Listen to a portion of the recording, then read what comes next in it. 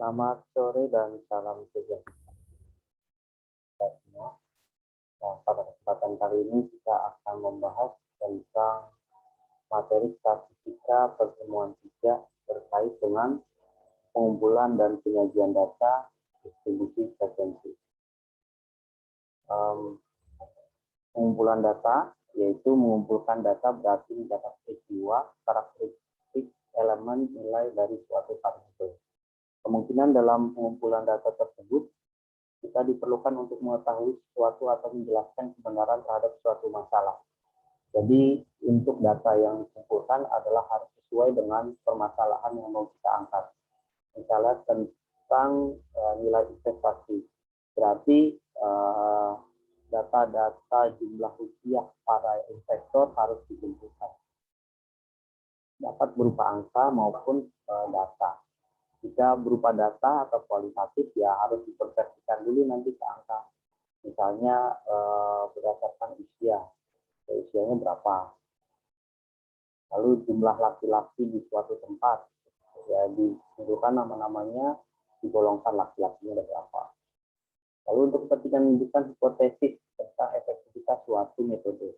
Ini hipotesa. Hipotesa yaitu menganalisa kemungkinan. Kita memprediksi dengan data-data yang terukur dan valid.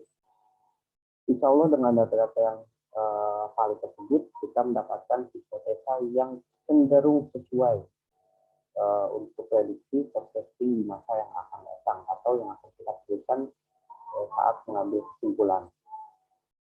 Lalu di macam-macam data yang dikumpulkan, bentuknya kualitatif yang tadi, misalnya usia, jenis kelamin, dikumpulkan dulu per RT, misalnya per RT, laki-lakinya berapa, wanitanya berapa, di RT lain, RT 1, RT 2, laki-lakinya berapa, wanitanya berapa. Jadi konversikan dulu untuk angka, walau bersifat kualitatif. Lalu kuantitatif kita langsung, seperti tadi nilai investasi pada suatu perusahaan. Berarti mengumpulkan datanya sudah per orang, tapi per orang berapa nilainya, berapa rupiah yang diinvestasikan dalam suatu perusahaan. Lalu cara data dikumpulkan bisa melalui tes yaitu berupa Google Form, bisa survei, terus langsung kepada di suatu area, door to door, dan sebagainya. Lalu melalui non-tes bisa data misalnya data KPU, Litbang, data kementerian, data Kemendikti, lalu data-data lainnya atau data laporan perusahaan, data penjualan perusahaan, itu non-tes langsung kita tarik datanya. Lalu dalam pengolahan data, berarti membuat data ringkasan berdasarkan data mentah dari hasil pengumpulan data dengan menggunakan rumus tertentu. Nah, seperti tadi, jumlah laki dan perempuan, rumusnya berarti sum, jumlahkan. Atau data ringkasan berdasarkan data mentahnya yang lainnya, misalnya data penjualan toko sehari sekian juta gitu. Kita nggak perlu ngambil data mentahnya, misalnya beras berapa, minyak berapa, itu tidak diperlukan karena targetnya kita kan hanya melihat penjualannya. Berarti dengan data-data yang tertentu juga, jumlahnya, rata-ratanya, untuk proporsinya, gitu langsung pada suatu hal.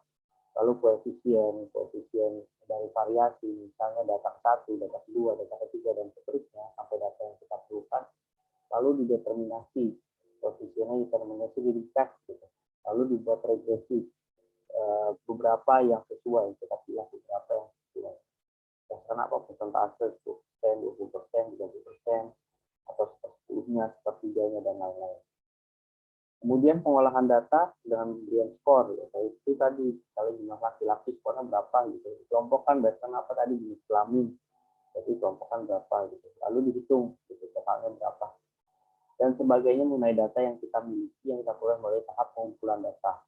Dari pengumpulan data, namun kita fokus pada apa yang mau kita tuju hipotesanya. Hipotesanya adalah berapa jumlah pria produktif gitu. Yang langsung aja ke prianya. Lalu lain-lainnya lagi, misalnya tadi total investasi, atau tadi penjualan warung. Gitu. Nggak peduli kita minyak jual beras, minyaknya berapa. Yang jelas penjualan per harinya berapa, itu langsung kita kumpulkan.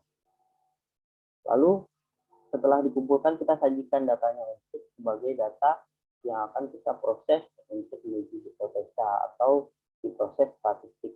Ya, mencari deskripsinya. Deskripsinya bagian yang merupakan data yang digunakan untuk meringkas, menata, mengatur, dan mengorganisir sehingga dapat dengan mudah dimengerti oleh pihak-pihak yang berkepentingan dengan data tersebut. Dan nanti kita cari name-nya berapa, gitu, price-nya berapa. Secara umum, dua cara menyajikan data dengan tabel atau dengan grafik.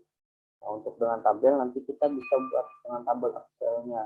Kemudian dari tabel Excel kita juga bisa buat data analisisnya. Dan dengan data analisis bisa memungkinkan untuk kita buat tabel, grafik, dengan grafiknya. Grafik diusahakan menggunakan data analis untuk statistik. Bisa saja kalian pakai penjumlahan Excel, sum, offset, kemudian diakumulasi, dijadikan grafik, bisa juga itu manual. Namun setelah ada menu data analis, ya kalian bisa memproses data tersebut dengan metode data analisis di Excel. Selanjutnya bisa apalagi bisa dengan SPSS, juga dengan aplikasi tersebut. Jadi dua cara penyajian data yang grafik bukan penyajian data yang lebih komunikatif, karena dalam waktu yang singkat seorang akan dapat dengan mudah memperoleh gambaran dan menilai suatu keadaan. Memang untuk tabel sudah komunikatif, tapi dengan grafik atau gambar visual kita akan gampang menerjemahkannya. Mengapa dia lebih tinggi, mengapa dia lebih rendah, kenapa warnanya tinggi, kenapa warnanya. Lalu untuk distribusi frekuensi sendiri adalah merupakan penyusunan data ke dalam kelas-kelas tertentu, di mana setiap individu atau item hanya termasuk dalam satu kelas tertentu saja. Mengelompokkan data berdasarkan kemiripan ciri atau mayoritas, misalnya nilai 10, 20 tidak bagus, nilai selanjutnya 60, 70 bagus, terus misalnya 90, 100 sangat baik. Nanti dikelompokkan berdasarkan kelas tertentunya. Tujuannya untuk mengatur data mentah yang belum dikelompokkan. Nanti data tersebut kan acak dulu, misalnya data nilai mahasiswa. Mahasiswa itu kan nggak harus namanya A, nilainya jelek ya, namanya Z, nilainya 100 ya. Tapi nanti datanya kan bisa aja mentah acak. Si A dapat 60, si B 50, dan seterusnya, si C 40, terus si D 70, dan sebagainya. Naik turun. Nanti kita susun dengan rapi biar terurut. Distribusi frekuensi numerik adalah pengelolaan data berdasarkan angka-angka tertentu, biasa disajikan dengan grafik histogram. Nah, dengan menggunakan data analis, nanti kita akan bisa membuat grafik histogramnya. Bagaimana prosesnya nanti dibuat setelah tabel itu jadi. Kemudian distribusi frekuensi kategorikal adalah pengelolaan data berdasarkan kategori-kategori tertentu, biasa disajikan dengan grafik batang, lingkaran, dan gambar. Kalau lingkaran biasanya sudah bentuk persentase. Kalau batang masih enak berupa jumlah. Kalau gambar ya sama seperti grafik batang, tapi bentuknya sudah ada gambar. Misalnya grafik batang motor, ada gambar motornya dan sebagainya. Untuk lebih mendeskripsikan tujuan kita. Misalnya analisa penjualan motor dan sebagainya, grafiknya ada gambar motor. Istilah-istilah dalam distribusi frekuensi adalah kelas. Nah, ini yang sangat menentukan dalam distribusi frekuensi. Kita harus tentukan dulu kelasnya, adalah penggolongan data yang dibatasi dengan rendah dan nilai tertinggi masing-masing menggunakan batas kelas. Nah, nilai data mentahnya tertinggi berapa, rendahnya berapa. Lalu ada batas kelas limit, ada nilai batas daripada tiap kelas dalam sebuah distribusi terbagi menjadi kelas limit dan boundary di kelas. Nanti ya tadi nilai misalnya 60 sampai dengan 70 itu batas-batas kelas. Tapi nanti tepinya ada, tepi bawahnya ada, di atasnya. Lalu interval atau panjang kelas atau lebar kelas merupakan lebar dari sebuah kelas dan dihitung dari perbedaan kedua tipe kelasnya. Sebenarnya untuk kelas interval bisa saja kita kasih rata-rata, misalnya 40, jadi bagi 4, berarti 10-10. Namun di dalam perhitungan statistik harus diuji coba dulu interval kelasnya dengan spreadsheet atau apa, nah, nanti baru bisa menentukan secara otomatis terkait panjang kelasnya. Lalu midpoint, kelas mat atau titik tengah merupakan rata-rata hitung dari kedua batas kelasnya atau tepi kelasnya. Nah, sejatinya sama seperti kelas interval, bisa aja dalam 40 dibagi 4, 10-10. Nah, tengahnya berapa? Bisa aja 5, tapi belum tentu dalam statistika menunjukkan hal tersebut. Karena di dalam 40 orang itu nilainya berapa aja.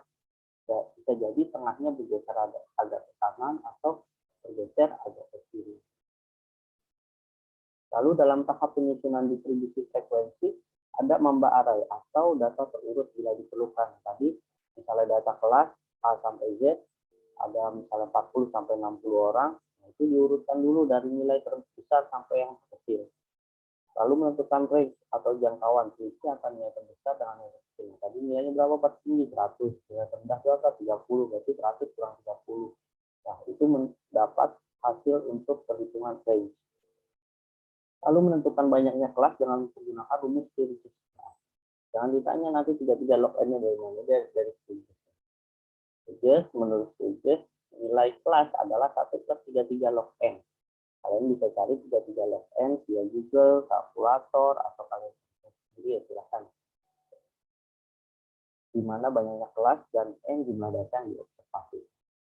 Ini berapa tadi? Total datanya ada 60 mahasiswa. Jadi 1 plus 33 log 60. Kemudian menentukan interval kelas. Nah, ini yang menentukan tadi. Tadi kan 40 bagi 10, bisa aja 10. Tapi di dalam interval ini belum tentu. Kita coba dulu R-nya berapa tadi, dibagi K-nya, berdasarkan prinsip kelasnya.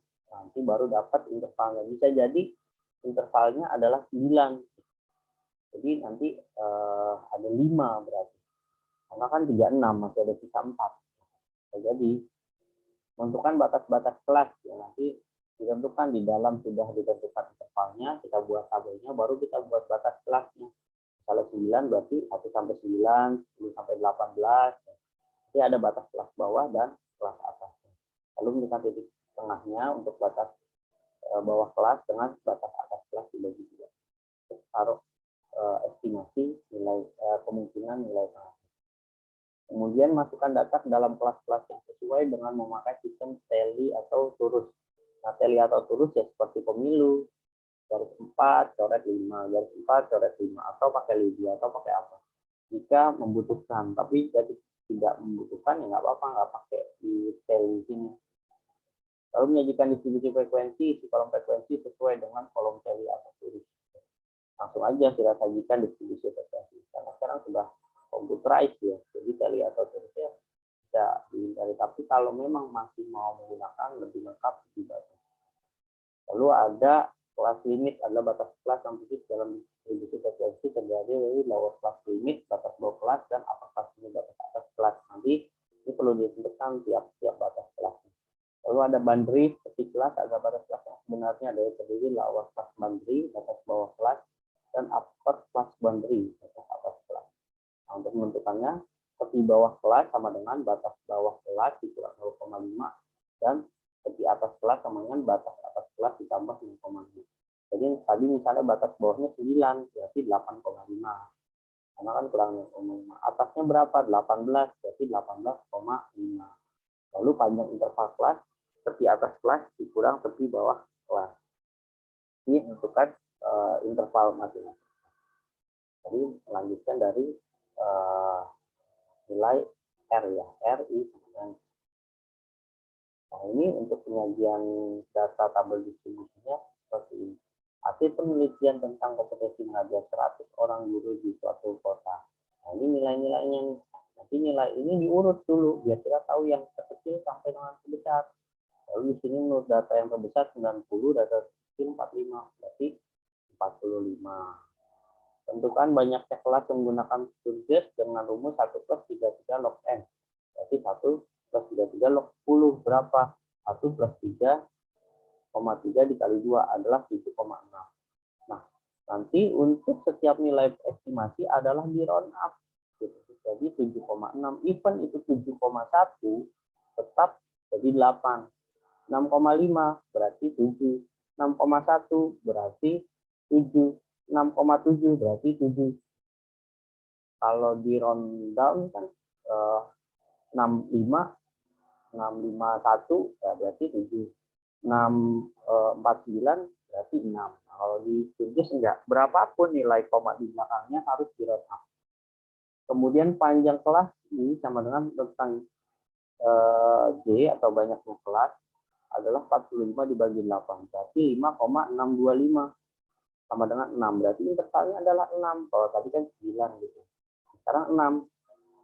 Berapapun ini, 5,6 berarti 6. 5,7 berarti 6. 5,4 berarti 6. 5,1 pun berarti 6. Jadi berlaku round up untuk kedua panjang kelas dan kursus. Lalu menyusun tabel distribusi frekuensi. Tabel distribusi frekuensi bisa koordinasikan saya nanti saya kasih contoh. Mungkin itu untuk pertemuan kali ini terkait dengan pembahasan pengumpulan dan penyajian data. Jika ada yang mau ditanyakan, bisa komentar atau japri. Demikian yang dapat saya sampaikan. Lebih dan kurangnya mohon maaf. Wassalamualaikum warahmatullahi wabarakatuh. Dadah.